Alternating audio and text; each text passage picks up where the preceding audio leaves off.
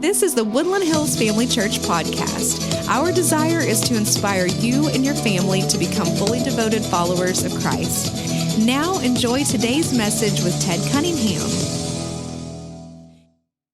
And I've been spending the last couple of months studying love languages, particularly the love language of my wife and my children, and staff members, friends, and family that have taken this love languages assessment. And you know, it'll pick up as we go, but man, just to let you, as we worked through Texas already today, and I got news yesterday that a dear friend of mine was killed suddenly and tragically in his home on Friday, and so kind of woke up going, not feeling the jokes. Does anybody know what I'm talking about? And that is okay. As a church, I think it's the thing I am grateful for the most of pastoring a local church is we do rejoice together and we mourn together. And so wherever this message goes, if it goes somewhere inappropriate, it's because I'm tired. I'm just going ahead and throwing that out now, and we'll edit it before we put it out online. Actually, we're live, so let's see what happens. So this Sunday and next Sunday, we're talking love languages, and we end it with a workshop on next Tuesday night, July 15th, and about 400 of you are registered for that so far. We hope to fill the castle as we get into the dialects of the 5 love languages in that workshop. Great book written over 30 years ago by Dr. Chapman. It's still the #1 best-selling marriage book of all time. And just so you know, the love language is not just for couples. This is for parents, for singles. I've learned a lot about friends in my life, great conversations. The assessment is a diagnostic, but even more than that, it is a great discussion starter. This book's been, over 20 million copies sold. It's been in over 60 languages. And I just want to encourage you today as we talk about loving one another and how to love one another well. I want to remind some of you, you may be in a relationship that is soured. You may be in a friendship that isn't what it used to be, and you're questioning yourself. You're questioning the other person, and if we're not careful, we often can point the finger of blame at the person that we're in the relationship with, the friend, the spouse, the parent, the child, and be like, well, it's really your fault.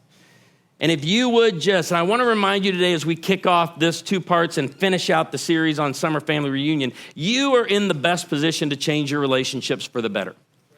So it's not about blaming someone else, but we want to take personal responsibility. And if you don't like what you're getting out of a relationship, change what you put into it. I've used this illustration for years with ping pong, but I've been forced to change the illustration because of all you senior adults finding a new sport, right? They're like, yes, we got something our joints can handle. So you could do ping pong as well, but couple comes in for counseling. I've heard this for years and years. And the wife says, I don't feel loved. And the husband's going, but I do all these things. I feel like I do all the right thing. I don't feel loved. And then you get into it, because I always ask couples at the beginning, what's your goal? Leaving here today or in the future? What's your goal for this time so that I can come alongside you and help to the best of my ability? And then you start to hear him talk, and I'm just going to use the wife as an example right now. She'll be like, well, when he comes home, I just want him to talk to me. I just want him to open up and share. He's so closed down. I want to ask him about his day. And he won't, and you look at the couch, and the husband's sitting over there like this. And I'm like, how's that working for you? Is he opening up? Is he sharing? Because here's what I always say to him. Change your serve. Change what you're bringing to it. And I'm just going to throw this at you. Ladies, if I just described you in a marriage, try a lob. Like, and I'm not a pickleball player, like, we can tell.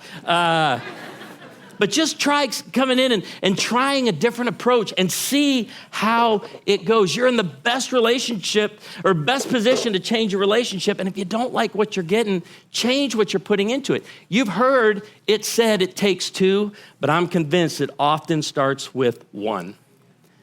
And so there are 2 verses I want you to memorize as we go through this week, next week, and into the workshop. And it's the words of our Savior in John 13, 34 and 35. It's a great 3-part outline. So it's pretty easy to memorize. And I want you to memorize and meditate upon this as we live in a world that is hostile toward us. As believers in Christ Jesus, we should be loving toward one another. This is important because Jesus is sharing these words with his disciples. And they know we are going out to take this good news to a hostile world, to a world coming against us. And in doing so, we have to make sure that we are doing what Jesus told us to do and doing what he showed us to do, and that is love one another. Look at this 3 parts. A new command I give you, love one another. Are you in a relationship right now where you're not feeling it? People ask, is love a feeling or a decision? And the answer is yes, it's both. It is something you feel. In Song of Solomon, we read that the Shulamite woman was heartsick, right? That heart, that pitter-patter of the heart, that's a feeling. But you're not always feeling it. And so when you're not feeling it, it's a decision. And Jesus says this is a command. So loving one another is an act of obedience. He goes on to say, as I have loved you, so guys, I've shown you how to do this.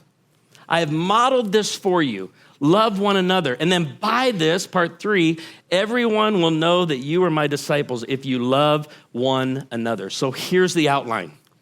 Jesus commanded it. He modeled it. And when we love one another, it points others to Jesus. This is so important. How many of you have been on a cruise? Would you raise your hand here across campus? Look around.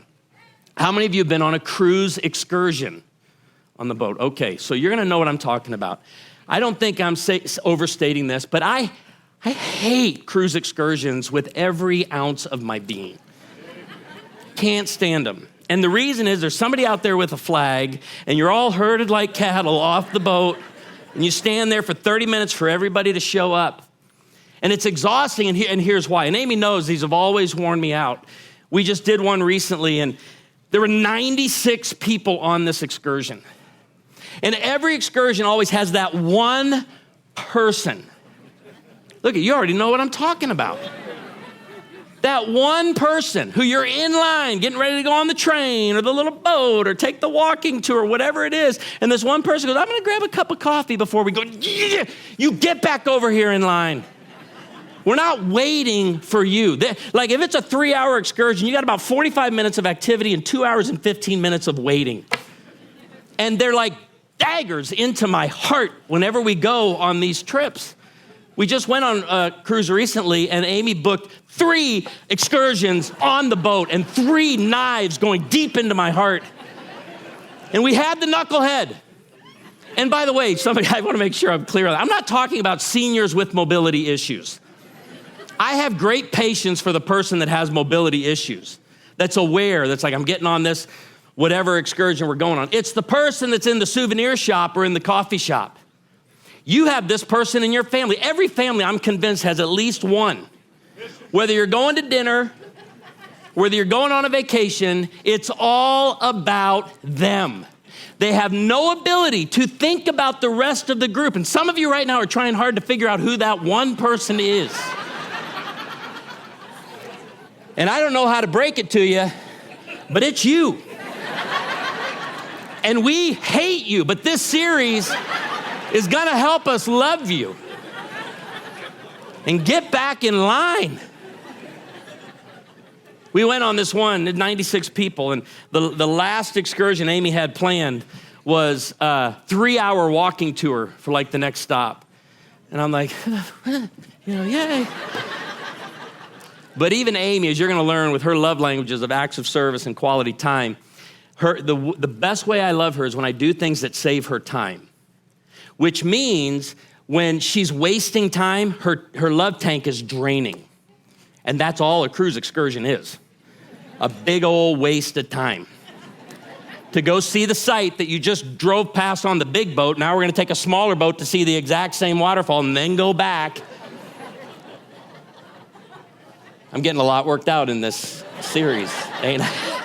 I just point out the obvious. I don't mind spending $700 to go see the waterfall again, but we're going to see it on the way out of this thing too. And Amy texted me and she says, hey, I just want you to know I tore up the tickets for the 3-hour walking tour. And I said, I've never wanted you more.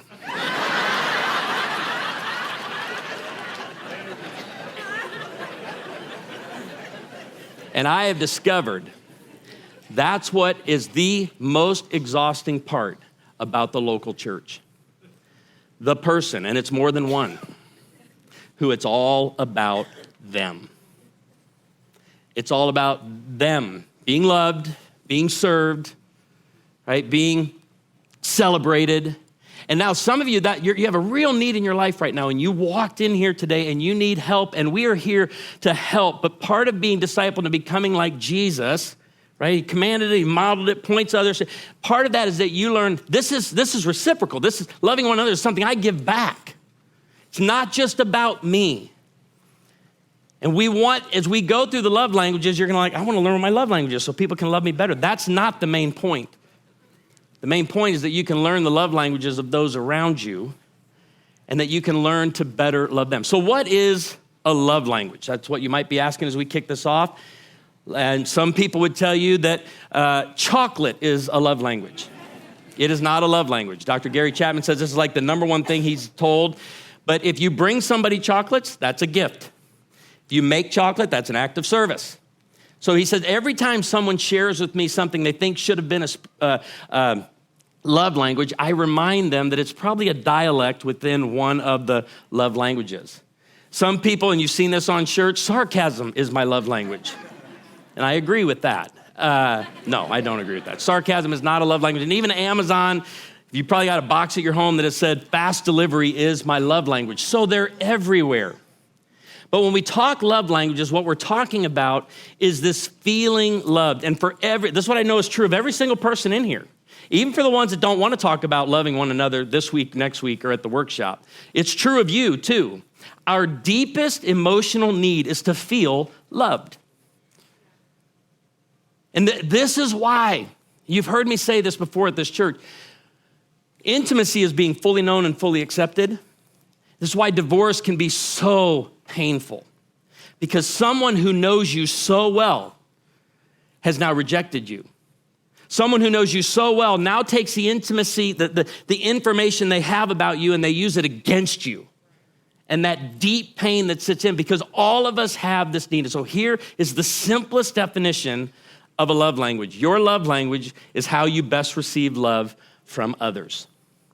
It's how you best receive love from others. And we've isolated 5. Dr. Chapman categorized these years ago. And he says, I've never been dogmatic with these, and I love that about him.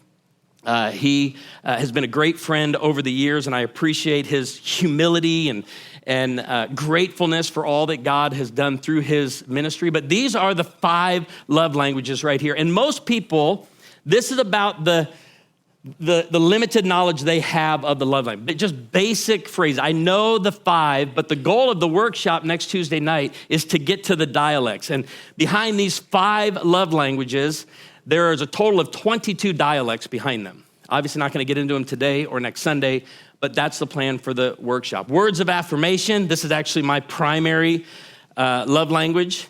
Amy's is quality time and acts of service, which means I serve her for long periods of time. And acts of service. And I've learned with Amy's act of service, I have her 15-page report here. This has been so helpful for me over the last month and a half. We've been married almost 30 years. And Amy's been the last couple of weeks been saying or doing something, and I'll be like, uh-huh. What I'm thinking. It's been super helpful because Amy wants to save time. Anything I can do to serve her and save time fills her up. She feels loved. Now, receiving gifts. This is, most people in this room, across campus, online, this is their foreign love language. It's my foreign love language. It's not receiving gifts. Now, that doesn't mean the next time I bring up Milky Ways or Little Debbie Christmas trees, I don't want them. It's just not the primary way that I feel loved. And then physical touch, and by the way, behind physical touch, there's 7 dialects. At the bottom of the list is playful touch, and I've told you that's tickling, and I hate tickling. Tickling is like, it's cruelty, it's hostility, there's nothing I enjoy about that.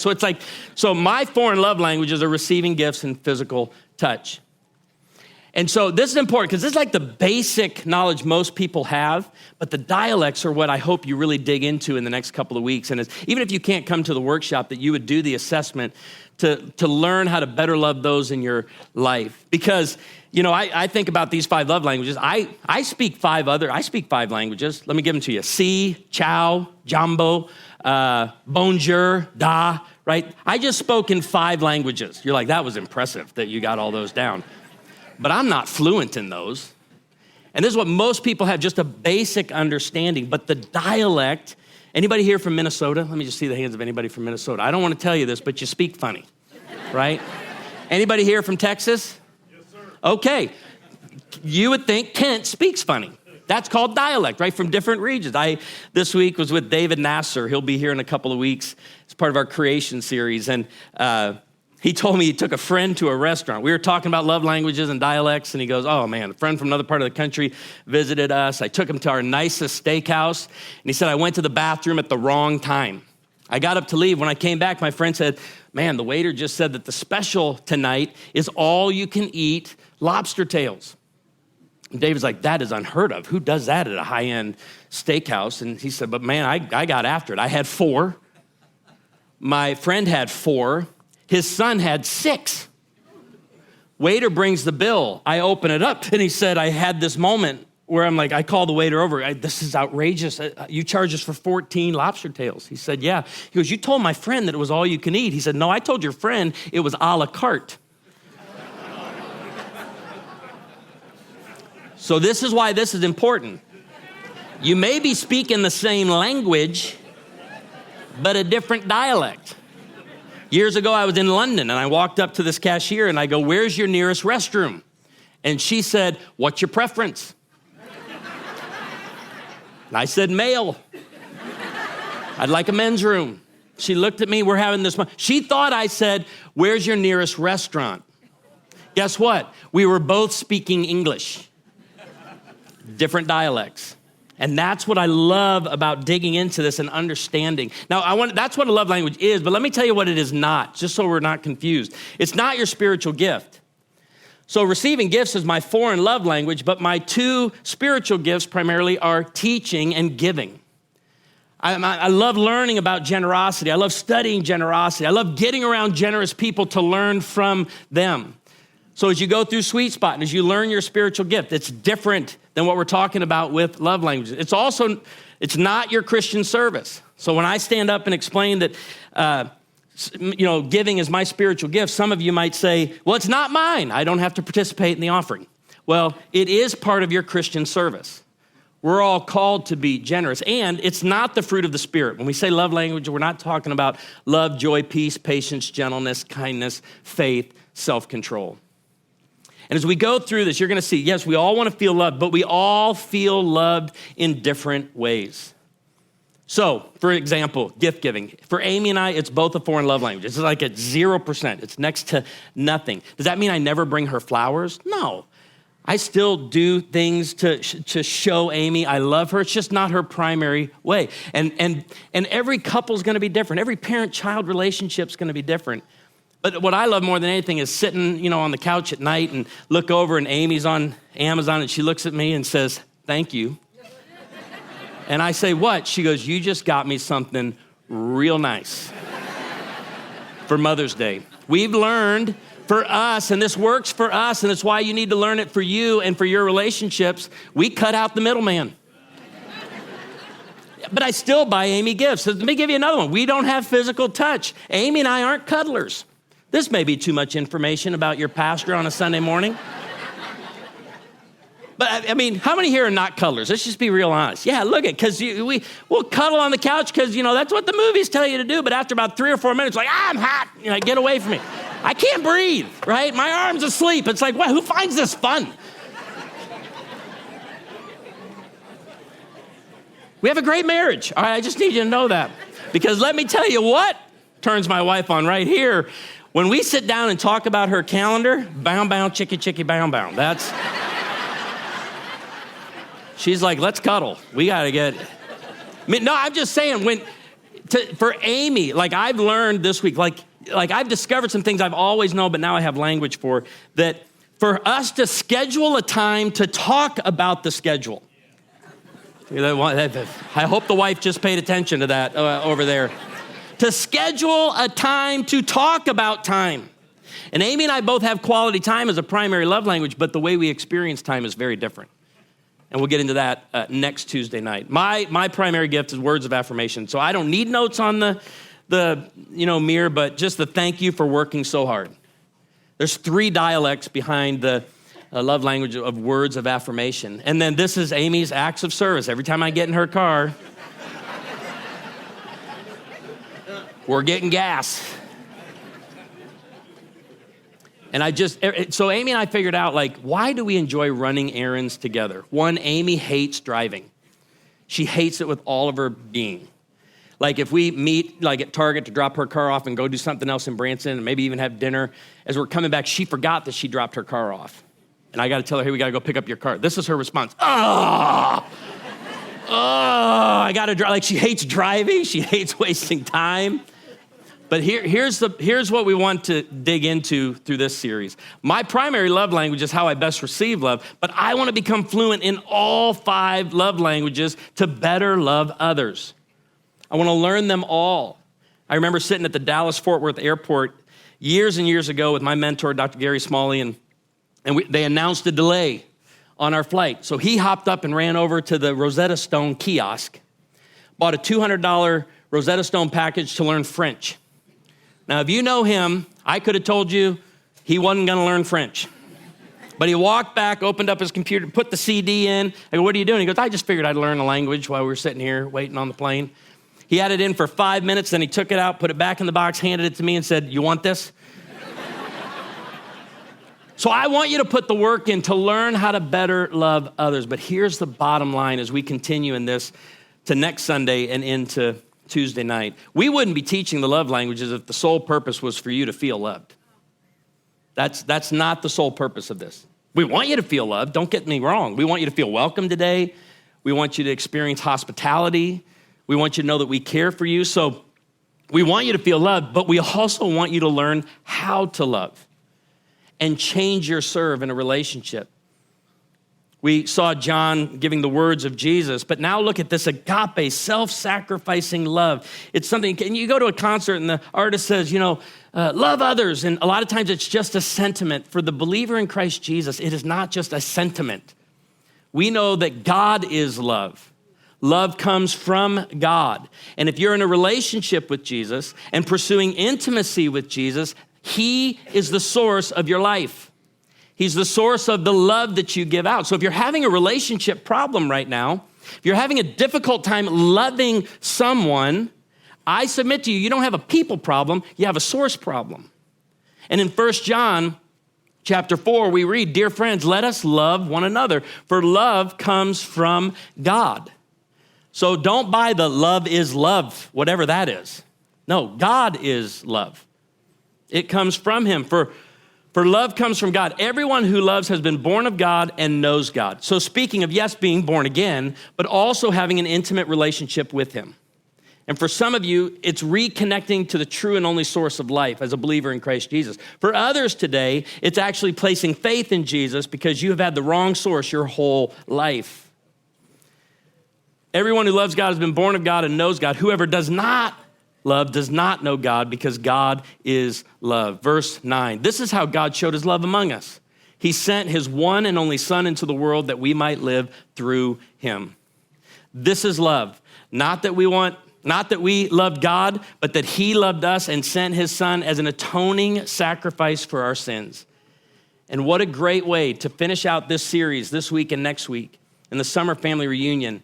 Just as we started the series by welcoming people into the family, baptizing 112 people, let's end this series with seeing more people come to faith in Jesus, knowing He is the true and only source of life. Dear friends, since God so loved us, we also ought to love one another.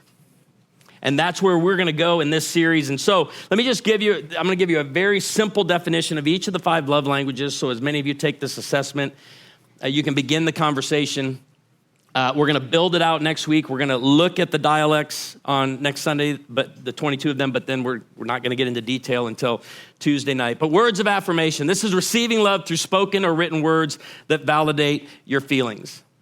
And it's been fun. Amy, she carries around my assessment as well. This one was created for Amy, but hers for me. And it's just fun to watch. Like, I can see her moving toward, she's always been very encouraging to me, but now she realizes encouragement is not my primary dialect, right? It's more on the security front and what I'm able to provide and all that. Words of affirmation. The next one, quality time. Receiving love through meaningful conversations and shared activity.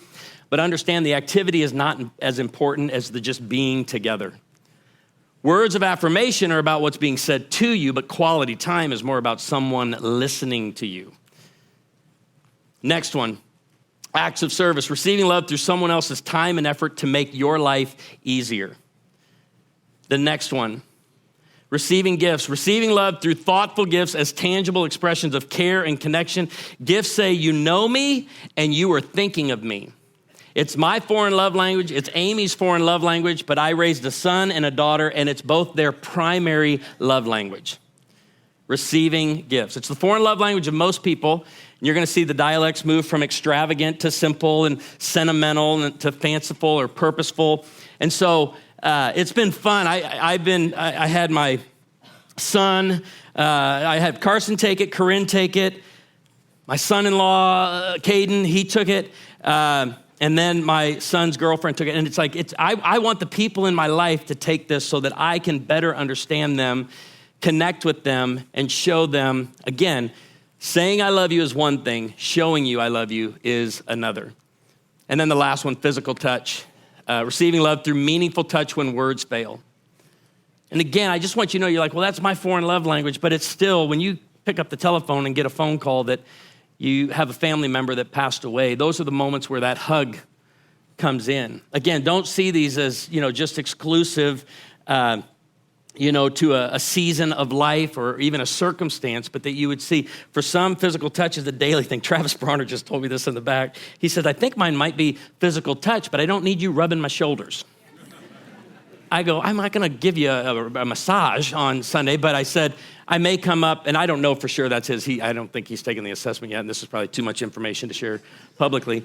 Hey, would you give Travis a hug before you leave here today? I'm just kidding, don't. He's already left. He just left. Anyway, through meaningful touch. In moments of great joy and great sorrow, physical touch offers comfort, support, and connection. And so as we finish up today and as we head out to concert in the courtyard, I just want to encourage you. Here's the QR code. I want you to be a part. I think it's so important for our church. I want us to be known in this community as a loving church. Like those people love and care for each other. They show it on a regular basis. And so this premium assessment, even if you can't be at the workshop, you can't be here next week, you may be visiting out of town. If you scan this QR code or go to our website, you can get the code. It's $20. That's what we paid for it. That's what we're passing on in this. And I would encourage you, get it for family and friends as well. Ask your kids. I've asked all of my kids to take it. I want to know. I've asked friends and family to take it. But we're going to meet together on Tuesday, July 15th, to go over the dialects, and registration is required. If you're out of town and want to be a part of it, we're going to live stream it. But we hope you dive into this. Again, it's a diagnostic, yes, but it's a great discussion starter to show the people in your life how much they matter to you.